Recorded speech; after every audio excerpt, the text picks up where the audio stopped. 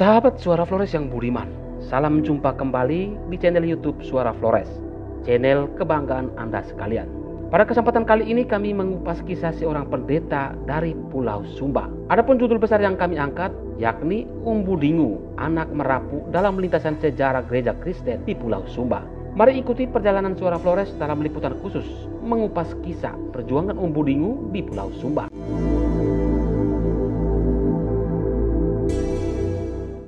Hujan dan angin kencang melanda perbukitan, hutan serta sabana yang luas menghijau. Jarak pandang yang pendek tak menyurutkan perjalanan melintasi jalan mulus berkelok-kelok dari kota Waingapu, Sumba Timur menuju Anakalang, Kabupaten Sumba Tengah. Perjalanan yang biasanya cepat harus molor akibat cuaca yang tidak bersahabat dan tumbangnya beberapa pohon karena terpaan angin. Senja mulai turun di kala roda 4 yang dikendalikan Victor Rebo, sang pemandu jalan menuju rumah tokoh penting dalam sejarah gereja Kristen Sumba atau GKS, yakni Pendeta David Umbudingu atau akrab Umbudingu.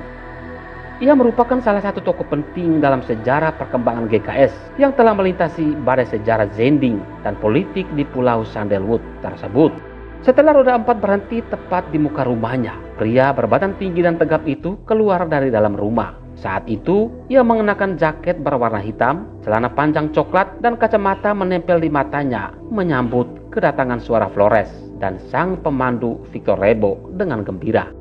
Usai berkenalan dan bersenda gurau, pria berusia senja yang kaya pengalaman itu mulai berkisah tentang sejarah perjalanan hidupnya dari merapu yang tidak mengenal agama menjadi pendeta dan kemudian memegang tampuk kekuasaan tertinggi Gereja Kristen Sumba atau GKS. Umbudingu mengisahkan, ia lahir dari pasangan orang tua penganut merapu atau menganut agama asli Sumba pada tahun 1948.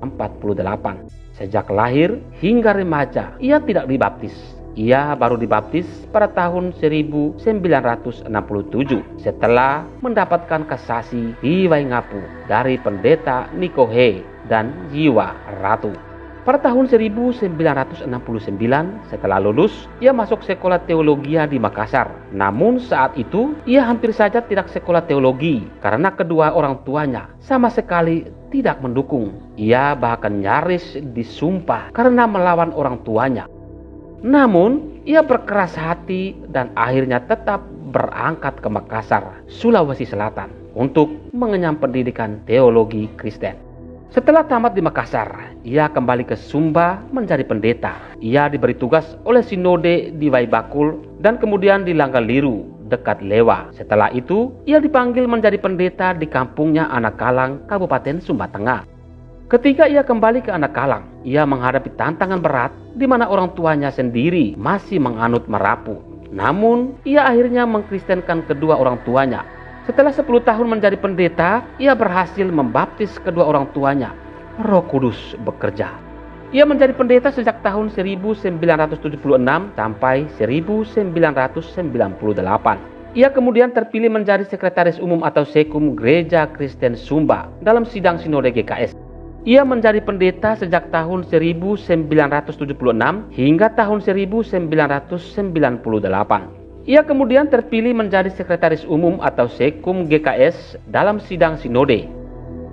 Pada tahun 1999, ia menjadi pendeta di Waibakul dan sidang sinode GKS memilihnya kembali menjadi sekretaris umum karena pejabat sebelumnya dinilai gagal yang menyebabkan Zending Belanda menghentikan bantuan. Dengan sidang sinode tahun 2006, berubahlah struktur sinode GKS yang baru, di mana sekretaris umum menjadi ketua dan ketua menjadi pekerja full time di kantor sinode. Saat itu ia didaulat menjadi ketua sinode GKS. Menjabat posisi ketua, menjadi penanggung jawab utama dan tugas-tugas GKS ia laksanakan hingga masa pensiun pada tahun 2008. Namun, oleh GKS, seluruh pendeta meminta masa jabatan diperpanjang hingga tahun 2010. Tugas beratnya yaitu menyelenggarakan sidang Majelis Pekerja Lengkap atau MPL di Waingapu yang bertepatan dengan 50 tahun gereja Kristen. Waktu itu, seluruh gereja Kristen di Indonesia hadir di Waingapu untuk mengikuti sidang MPL. Menyambut kegiatan itu, ia kemudian mendirikan gedung MPL di Payeti. Selain itu, satu hal yang juga ia lakukan adalah mendirikan Sekolah Tinggi Ilmu Ekonomi atau STIE di Waingapu. Sejarah penting GKS dan peranan tokoh Tionghoa. Selain mengisahkan sejarah perjalanan dan karirnya, Umpu Dingu juga membongkar tahapan sejarah pelik dan sulit mulai dari zaman Belanda hingga saat ini. Ia membagi dalam beberapa periode sejarah yang patut tetap diingat oleh kaum muda dan warga gereja Kristen Sumba. Diungkapkan Umpu Dingu, tokoh pertama yang menjadi GKS 1 Van Alpen pada tahun 1881 hingga tahun 1886. Sementara itu, yang memprakarsai pembangunan gedung pastori adalah Pendeta Wilenga. Dia membuka di Malolo dengan pendekatan budaya dan komunikasi baik dengan raja-raja. Bahan-bahan bangunan yang disiapkan oleh Lo Liang Kien, tokoh Tionghoa pertama yang mempunyai usaha dagang di Waingapu yang sudah memiliki truk dan kapal laut. Dahulu agen Zending masuk ke Waingapu dan kemudian menyebar ke seluruh Sumba melalui daerah pesisir. Para agen Zending bergerak mulai dari Malolo menuju Waingapu, terus ke Mamboro hingga ke Runi dan Kodi, lalu ke seluruh pulau Sumba melalui pesisir pantai sebagai basis-basis pekabaran Injil.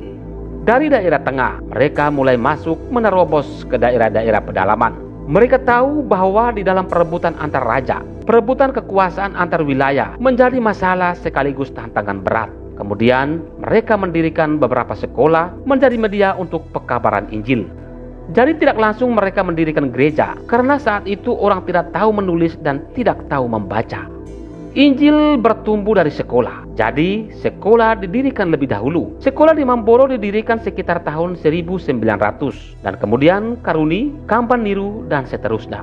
Selain orang Sumba, Zending juga memakai orang-orang Sabu dan orang-orang Rote untuk membuka gereja di Kampan Niru. Bukan orang Sumba asli saja. Orang-orang Sabu begitu banyak dipakai oleh Zending. Mereka bekerja sama dengan agen Zending. Merekalah yang lebih dahulu disiapkan menjadi tenaga-tenaga guru, termasuk perawat-perawat di rumah sakit. Diuraikan Umpu Dingu, Injil masuk di Sumba Timur sejak tahun 1881. Saat itu, misi Zending mengalami banyak kesulitan, seperti masalah komunikasi, bahasa, dan budaya.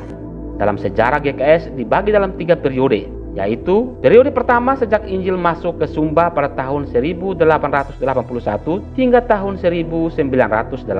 Periode ini dinamakan periode perintisan. Periode kedua pada tahun 1908 sampai 1947 yang dinamakan periode peletak dasar. Dan periode ketiga yakni pada tahun 1947 sampai saat ini dinamakan periode kemandirian. Pada periode pertama, Injil yang diberitakan oleh utusan dari Belanda masih terbatas pada posisi pinggiran atau posisi Sumba Malolo, Waingapu, Nambrara, Karuni, dan Kodi.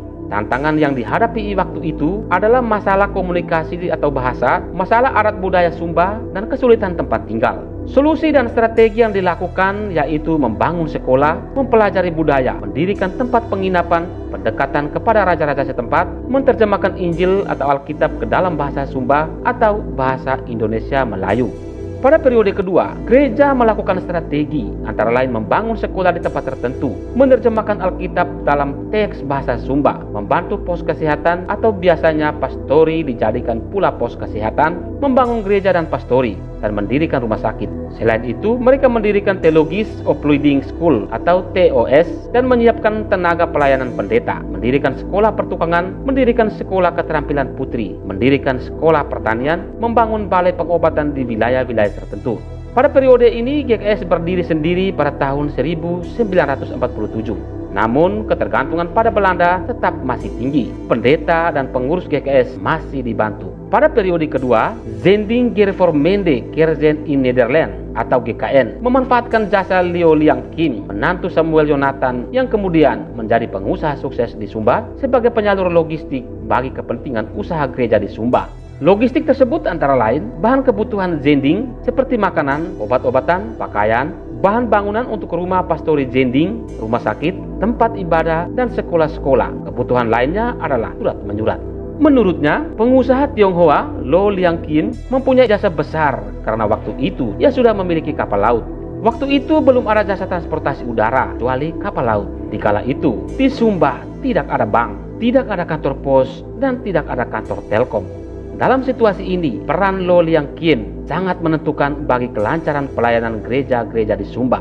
Tuhan memakai jasa Lo Liang Kin untuk memfasilitasi kebutuhan bagi GKS.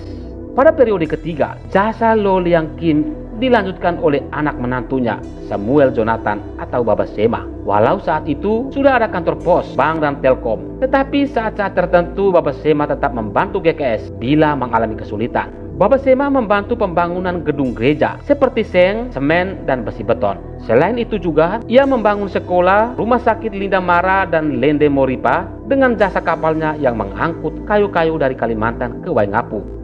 Tapi bukan itu saja, ia pun membangun gedung STT Lewa serta aula dan asrama yang dilengkapi dengan meja, kursi, dan tempat tidur. Ia mengaku mengenal Baba Sema sejak bertugas di Sinode pada tahun 1984. Dalam rapat-rapat seringkali nama Baba Sema disebut karena ada banyak jasa yang sangat berkaitan dengan usaha pekabaran Injil, termasuk juga perkembangan gereja. Ketika ia bekerja di Sinode, ia langsung mengenal Baba Sema sebagai seorang yang sangat sederhana. Baba Sema juga adalah orang yang sangat respek terhadap masalah gereja dan orang Kristen yang setia di gereja dan mudah diajak bicara. Ia mempunyai keprihatinan yang besar terhadap perkembangan gereja.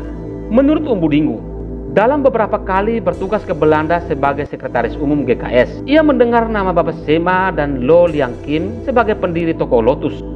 Nama mereka sering disebut-sebut dalam rapat.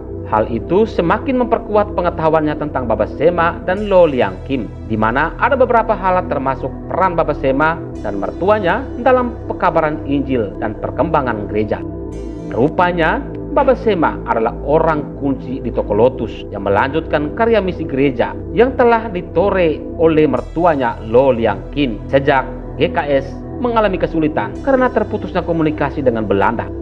Bahkan bukan itu saja, tetapi sudah sejak tahun 1881 ketika Injil masuk di Sumba Timur.